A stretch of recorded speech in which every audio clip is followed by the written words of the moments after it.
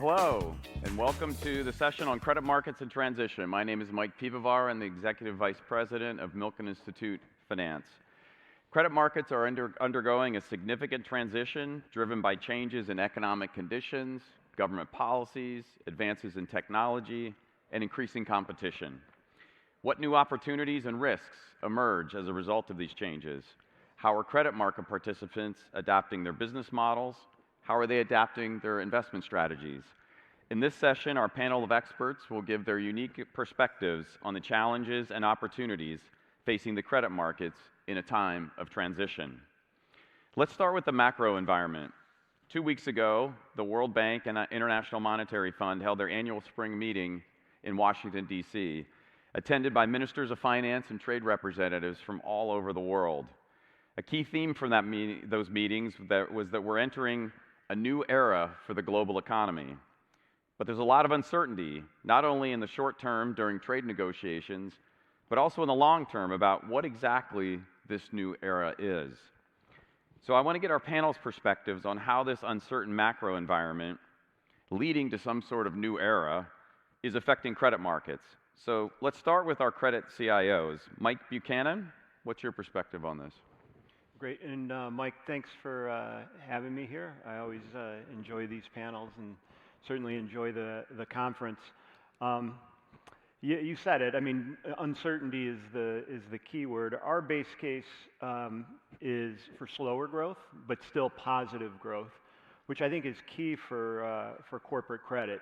If you kind of look historically, slow growth is actually maybe even a little counterintuitive. It's actually been a pretty good backdrop for credit in general. You've got management teams that are a little more nervous about what the future looks like, so they guard their balance sheet. They really perhaps avoid or are a little more conservative in terms of aggressive CapEx.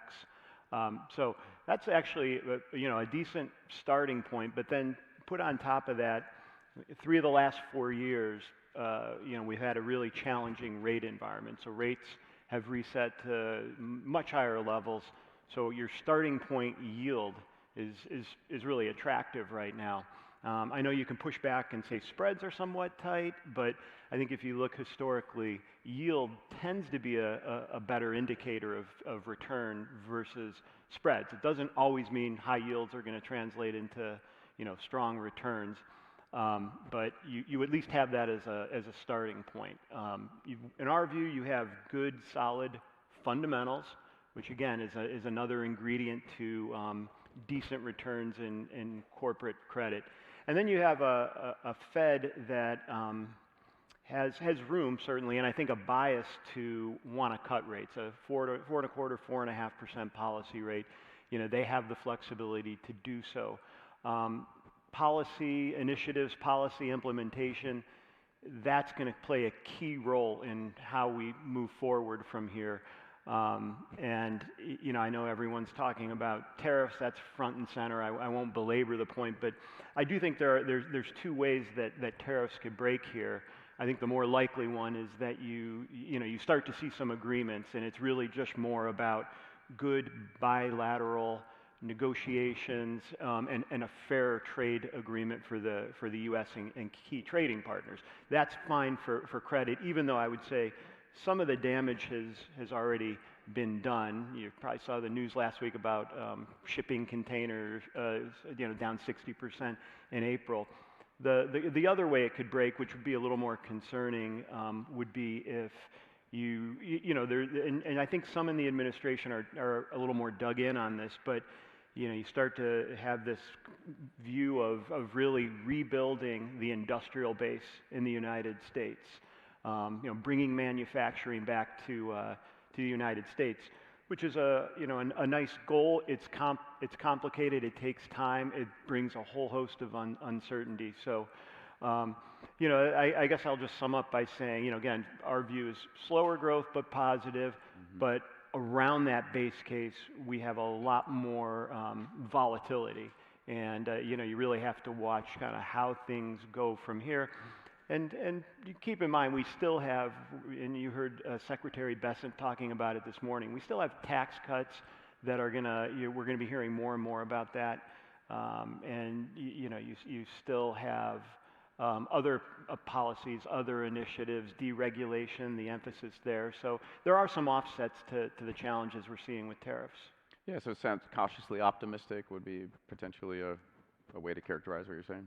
Yeah, that's it's a good way of characterizing it. Good starting point for sure. Yeah, and you were saying, the Secretary Besson also mentioned that, we could likely see agreements as early as this week on some things, which would be great news for the markets. Yeah, and I think that's what the markets are pricing it, is that path is more likely, but, time is of the essence.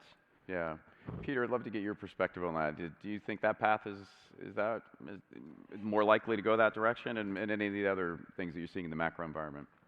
Well, the big word we're hearing a lot of is uncertainty, but that also means change, and change can often be very positive. Also, change is integral to economic growth, especially the U.S. economy, which is renowned for innovation and change.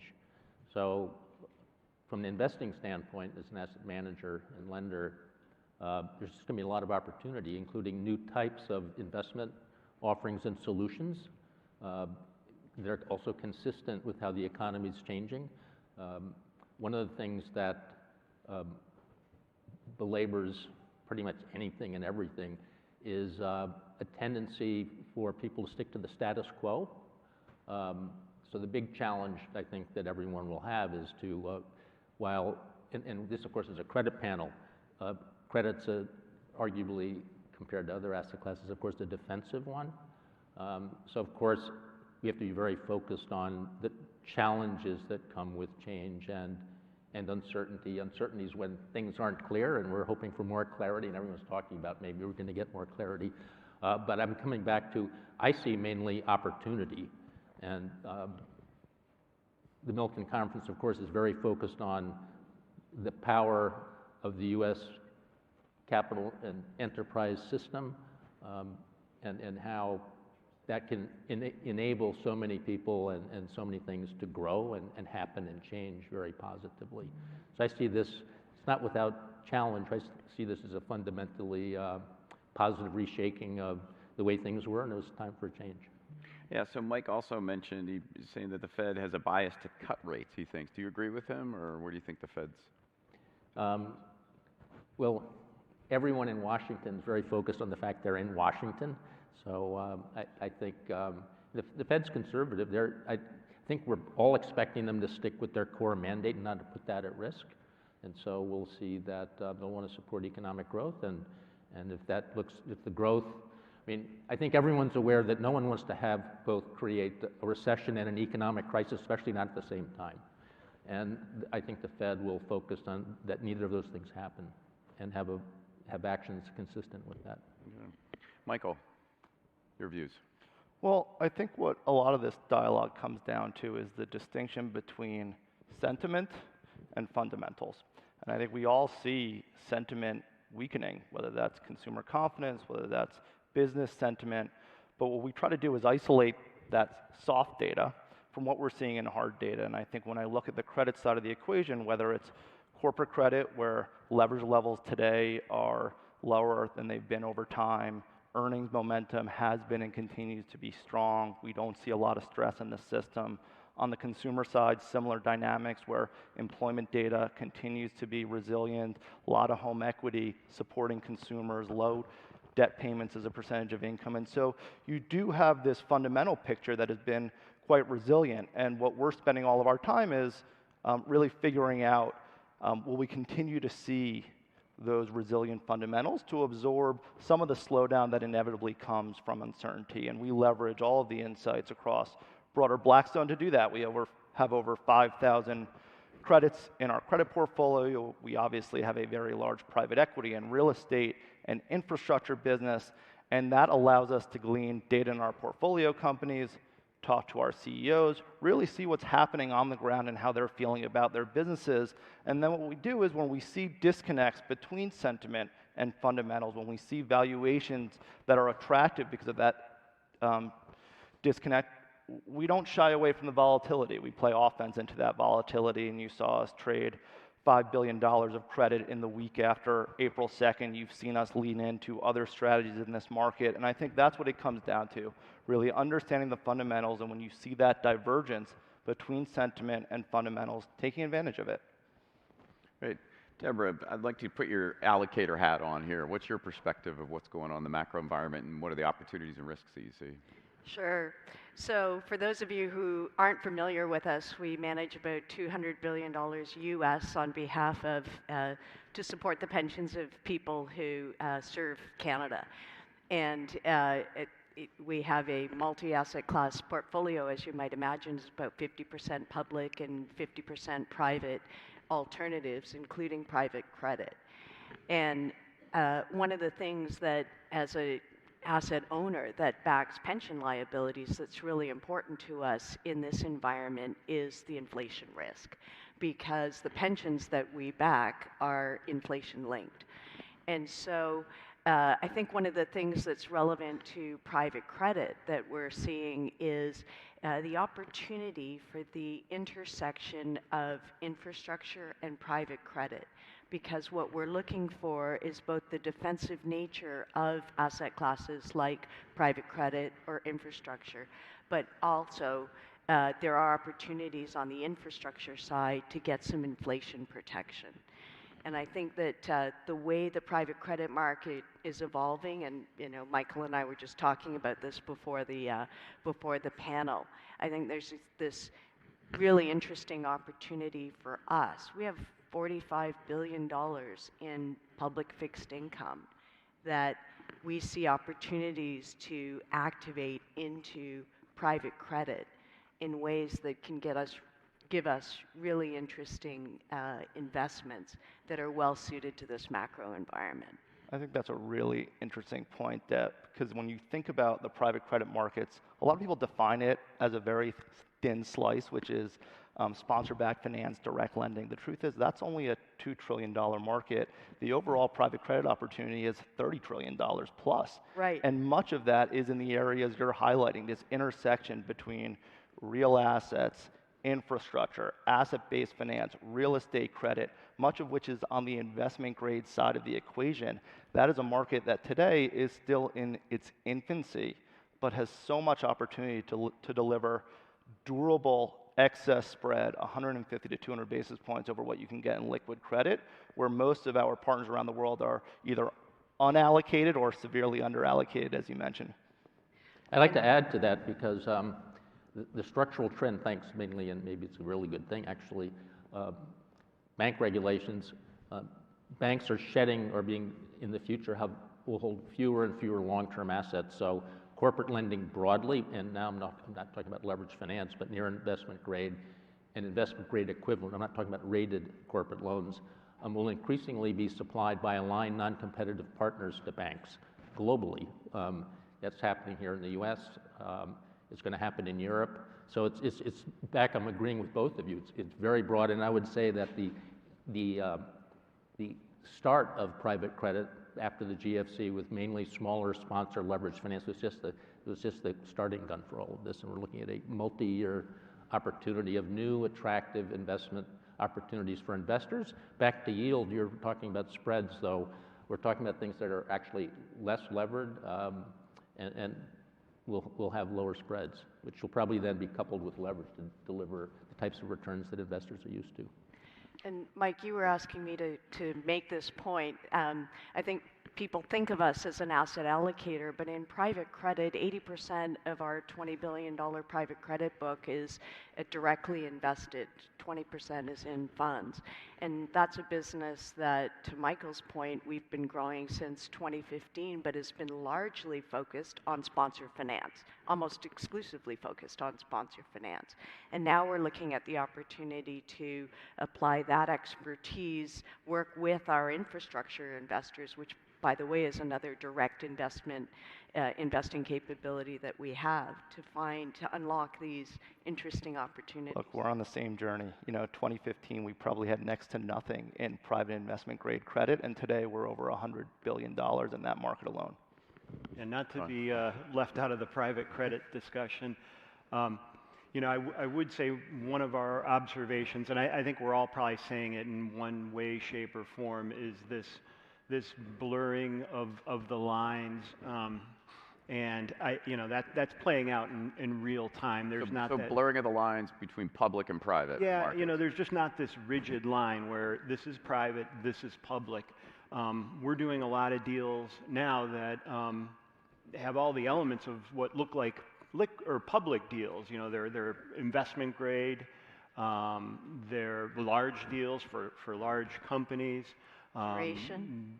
They may not have a traditional underwriter, but they have what I would call a quasi underwriter, and there's many investors that participate in that. That theoretically is private, and then on the public side, you know, we're doing deals that are very clubbed up. They're underwritten, small group of investors, very very structured, very hard to kind of get to the finish line. So I think our clients and the feedback we get from consultants is that they not only are you know, like the idea of being able to play the whole spectrum, you know, from private to public. I think there's an expectation that you have the resourcing, you have the capacity, you know, just the ability to kind of understand what their needs are. Like you said, duration, you know, is it yield maximization, is it income, and be able to find the part on that spectrum that best suits your client, and truly have the expertise to deliver it.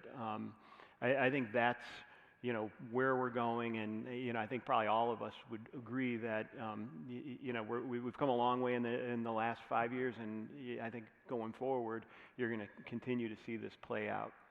Yeah, so you know, in addition to this blurring of the lines between public and private, even within private, you traditionally had very highly specialized niche players in there. What you're suggesting is that you need to be more generalist in this space, or be across strategies. I'd love to get your view on this, and then the other panelists. Yeah, agree or disagree. I guess I'm not saying there's not room for, you know, there's some great direct lenders out there, and they're really good at that, and that, you know, that's their focus.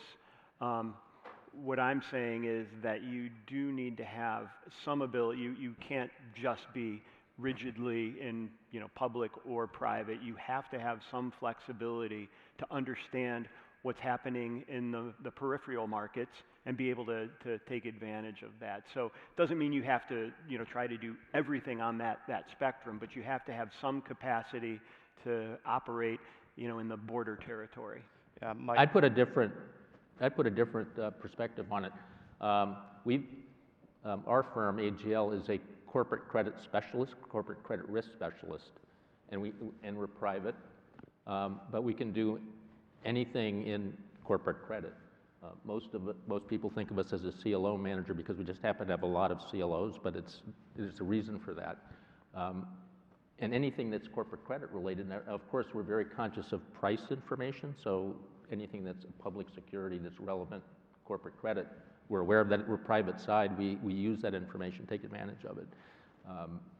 We think that we actually, as a specialist, can deliver specialized opportunities and value to our investors, and there's a benefit, there's a role for both.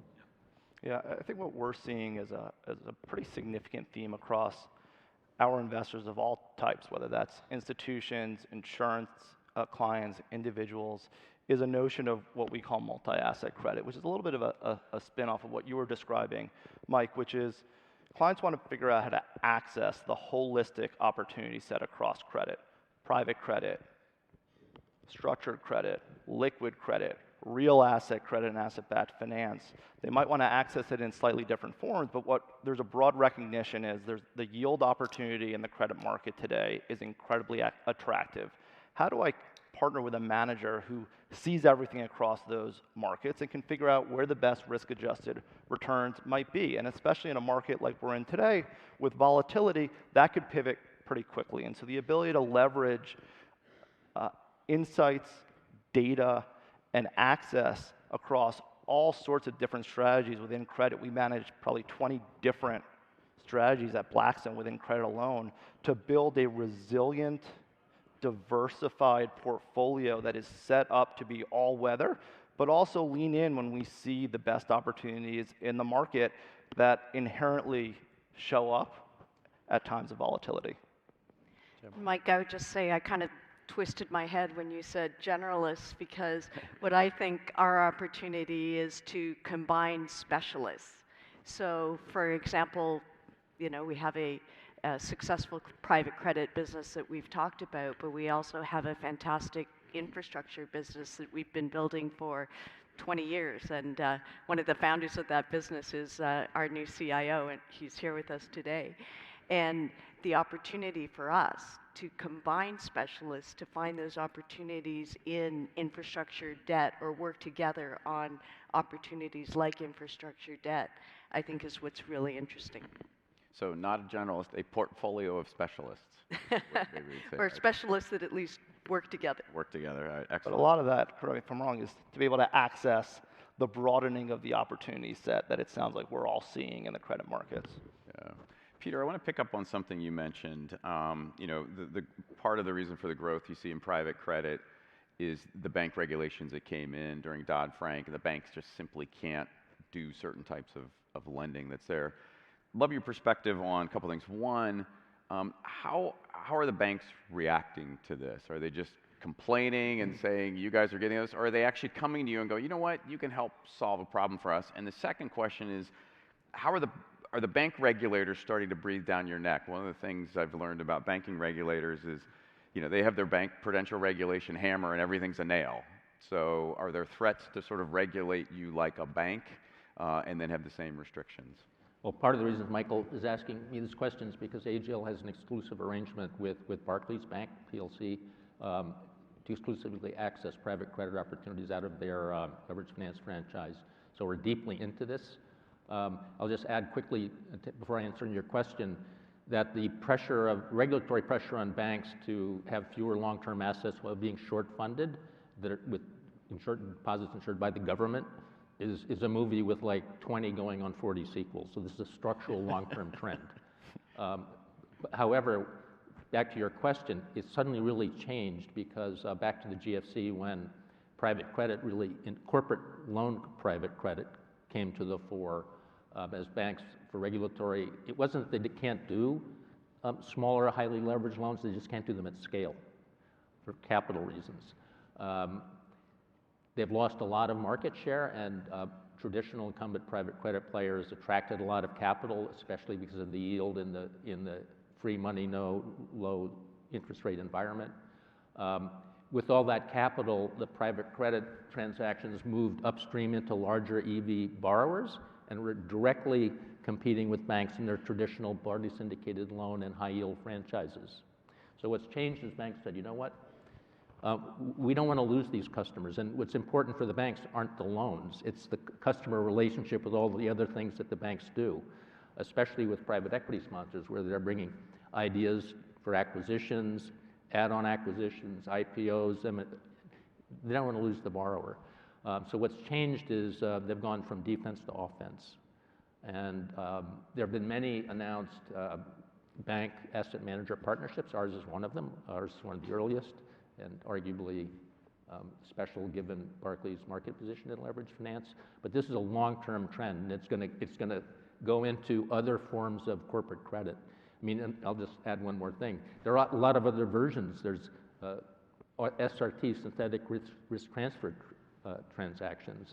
There's NAV lending, and while the portfolios are private equity, the underlying risk is corporate, and on a loan-to-value basis, you can create a credit asset out of it. Just pointing out that there's a lot going on, and banks are now they're heavily on the playing field, and I would just say that the private credit, broadly stated, ecosphere is actually undergoing change, big time.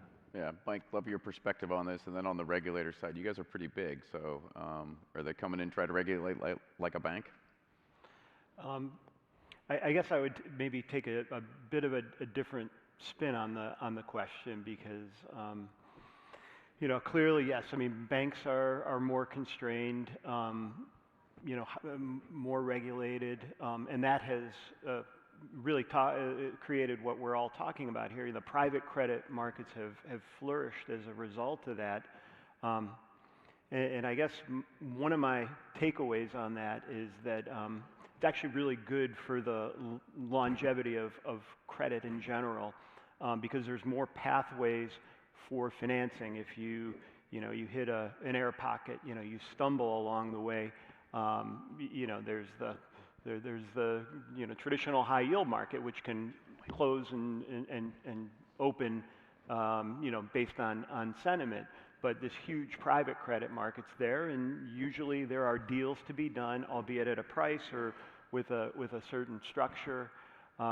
So I think one of the, I don't know if it was unintended consequences, but by banks pulling back and the private credit markets growing, I think it's just created more financing alternatives for companies during periods where, again, they might have stress, they might be going through some economic challenges, which ultimately means maybe not lower impairment, lower defaults, but the idea that you get time to heal those, so you'll have more financial flexibility down the road.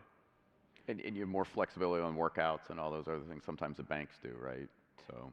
Yeah, I would argue, sometimes companies, historically, I've been in the business since 1990, we've seen companies that defaulted that really didn't need to default. They were starved of liquidity at a point in time when they needed it.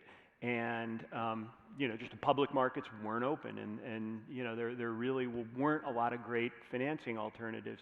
Now there's a lot of people that are more than happy to come to the rescue, and like I said, at a price. It's going to be collateral claims, it's going to be structure.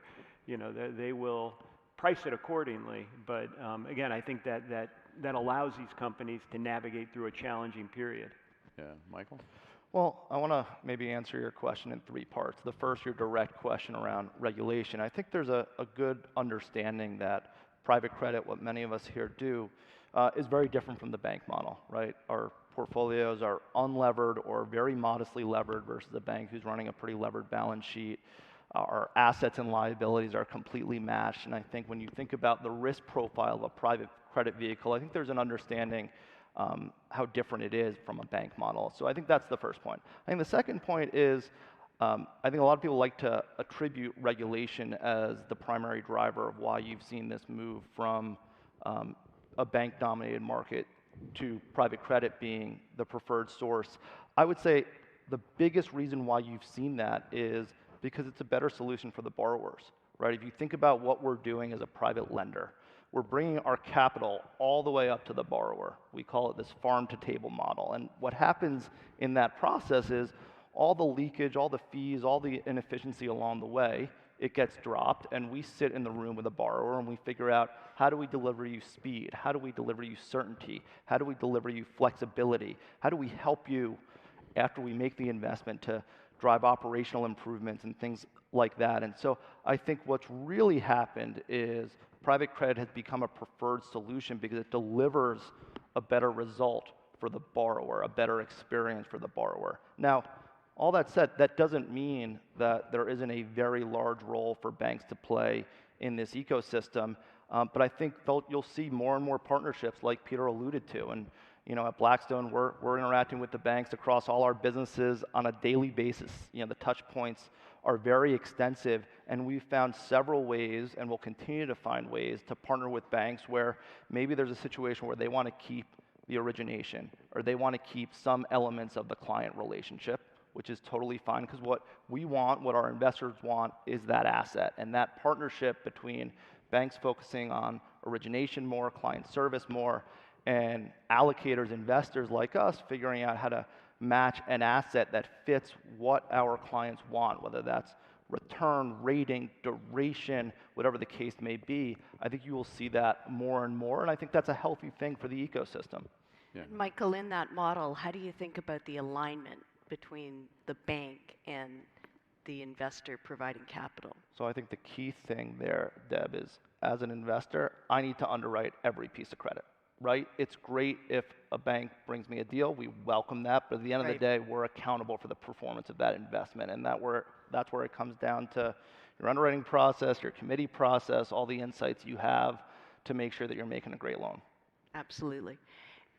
Mike, I was just going to say that the Canadian pension investors are large players in the Canadian financial market, and so we meet with our central banker regularly. And one of the things that they have been asking about is the development of the private credit market, and they are concerned because it's not regulated. But when I think about the fact that our book is unlevered, the fact that we've been in the business for 10 years with 11% unlevered returns and 0% loss ratios, and the fact, most importantly, that we don't have that asset liability mismatch, so that we have capital if our good companies get into trouble to be able to live through it.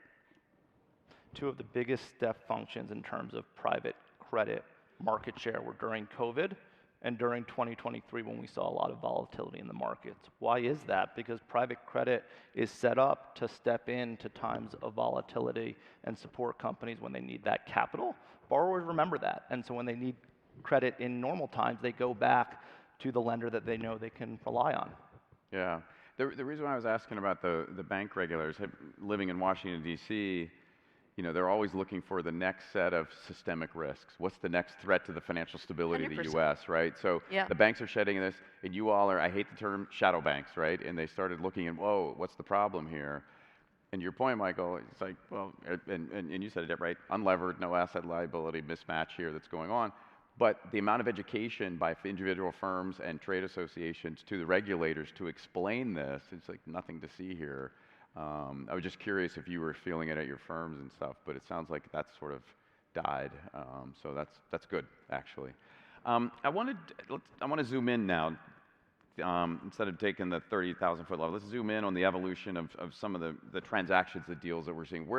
In terms of the great opportunities that you all see in the coming months going forward, what are you seeing are the biggest opportunities? And this can be, and feel free to tell me, specific sectors, investment grade versus high yield, maybe the duration, geographies, et cetera, whatever. What are you most excited about? Deborah, let me start with you. So I think for us, it's that intersection between infrastructure and private credit. We just, our firms just did a deal together called $7 billion deal in Rogers Communications.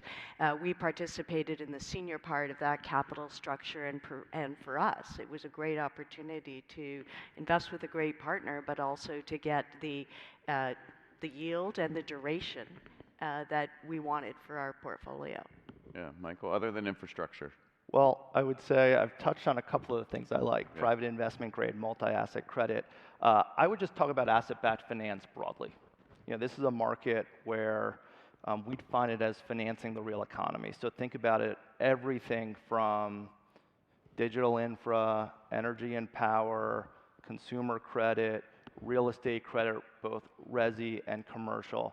This is a massive market that is, again, largely underallocated and largely underpenetrated by private credit, yet it is a market where you see incredibly strong long-term secular demand drivers in areas like digital infra and data centers and the shortage of power in this country. And you need credit capital to support that. And so if you can step in and provide financing in these areas, get a lot of excess spread, around 200 basis points versus equivalently rated liquid credit, that's a really attractive thing, especially in a market environment where there might be some uncertainty around tariffs. Again, if you have a hard asset, that protects you. In a market environment where potentially folks are over-allocated to corporate credit, here's a diversifier, here's how you bring down risk, bring down correlation in your portfolios.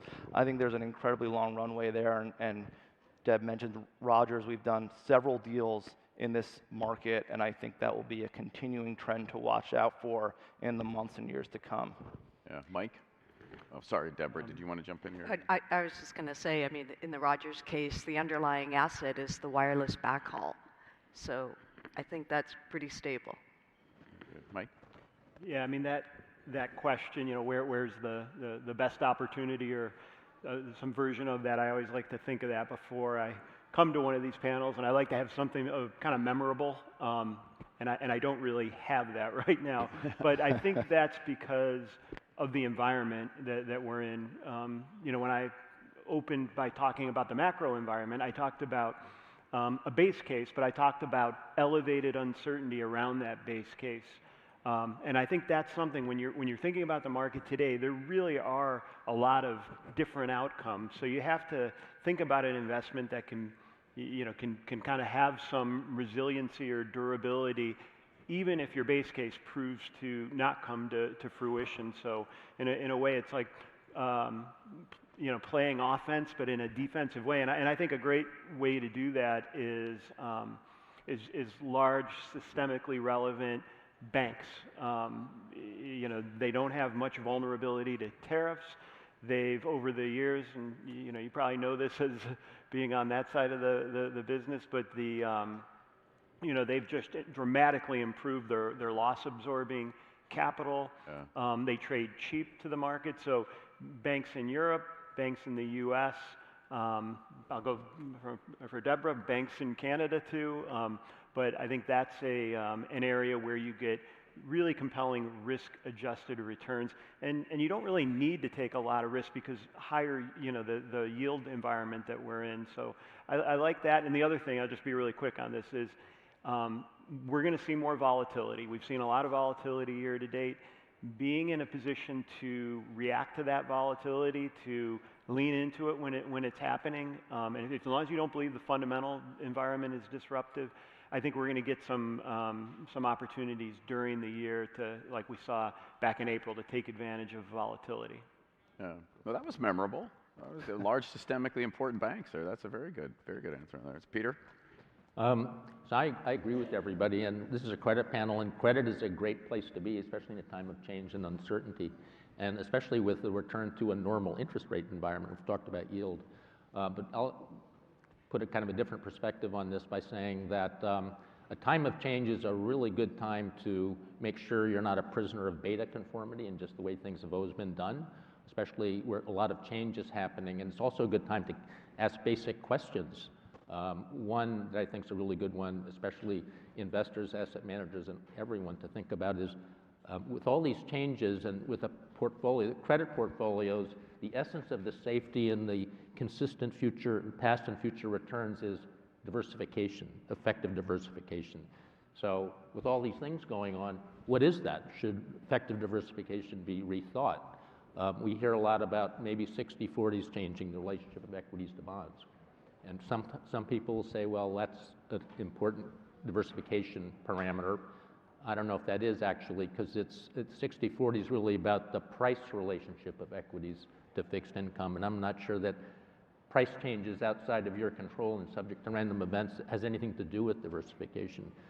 Another conventional way of thinking of diversification are industry classifications, most of which are dated many, many years into the past and really have almost nothing to do with the businesses that are financed by private credit or broadly syndicated leverage credit. So I'm just pointing out it's a great opportunity to rethink of everything. There are a lot of opportunities, but you have to be creative and kind of challenge existing thinking. And sometimes the best opportunities and solutions are actually hiding in plain sight. So we're looking hard. But it's going to be. We're very optimistic. There are a lot of tough things going on. Yeah. But and by the way, I would say that the great thing about the U.S. and the U.S. economy in particular is our economy has always powered through, and I'm confident that it will. All right. So over the weekend, Warren Buffett announced his retirement. He famously said, only when the tide goes out, you find out who's been swimming naked. So we've talked about a lot of the opportunities, a lot of the plus stuff, but we've got maybe some imprudent borrowing that's built up in the system. Any predictions on what we're going to see in terms of potential default risks with all this volatility that we see in the market in terms of either it's a specific sector or types of firms or those sorts of things? We'll just go down the line here, Michael. Well, the theme I keep talking about is dispersion. Again, I think the overall health of the credit ecosystem is there. If you look at our default rates over 2,000 non-investment grade borrowers, we're below 50 basis points. I think the overall health in the credit system is there for the reasons we described. Loan to values are low, earnings growth is solid, but it's inevitable that you will see dispersion. And you're starting to see some of that. And so where do we see areas of potential weakness, the thing that we always talk to people about is don't reach for yield. And you said it, Peter, even in this market environment, there's no need to. Base rates are reasonably elevated, spreads are attractive. You can make attractive returns in all parts of the credit markets without reaching for risk, without saying, okay, I'm going to try to stretch, try to make 50 or 100 basis points more in lower quality credit. And so I think some of the more out of favor sectors, some of the capital intensive sectors, maybe some of the smaller borrowers who don't have cash flow, I think those are the places where you might be enticed to reach for yield. I think if you stick to your knitting, focus on low loan to value, non-cyclical businesses with high cash flow conversion, I think you'll continue to see those areas outperform. And those are the areas that we've built our portfolio around. Like when I get asked a question around tariffs, it's comforting to be able to say, hey, 80% of our portfolio is in software, business services, healthcare, sectors that are not cyclical, not capital intensive, do not have heavy manufacturing, that are going to be exposed to goods inflation. And I think if you build your portfolio accordingly, it's really a great time to be in credit. Good. Maybe I'd just add that during these times of uncertainty, the thing that when we run different scenarios through our credit portfolio bottom up is the U-shaped recession scenario is the thing you really need to worry about. I think that in the recent history, we've been spoiled by more V-shaped recession scenarios. And so one of the things we're thinking about is, what does that U-shaped scenario look like, and which businesses should we be paying more attention to when we run that scenario? Peter? I would say, yes, the dreaded, not the V, but the straight down and a long line straight out flat is not good. But it's it's rare, and you really need some serious shocks, and it's usually an overheated economy that's hit with interest rate shock that would cause that. But we don't know. The environment has a lot of new things happening in it, obviously, but I would just make the following comment. Looking back at past cycles, including leveraged borrowers, both broadly syndicated loan borrowers and private credit borrowers, and the ones we focus on at AGL are borrowers who can do either. So it's a larger companies that are really relevant to my comment, which is that I've never seen, compared to before the GFC, 04, 05, 06, 1999, 2000, 2001, especially 86, 87, 88, 89, I was there then. Credit quality has never been higher. Loan structures have never been more robust. Quality of companies and portfolios is the best it's ever been. If anybody, I know the founders of KKR are here. I'm sure they're not in this room. But I bet most people here don't know how much equity was in the RJR Nabisco buyout.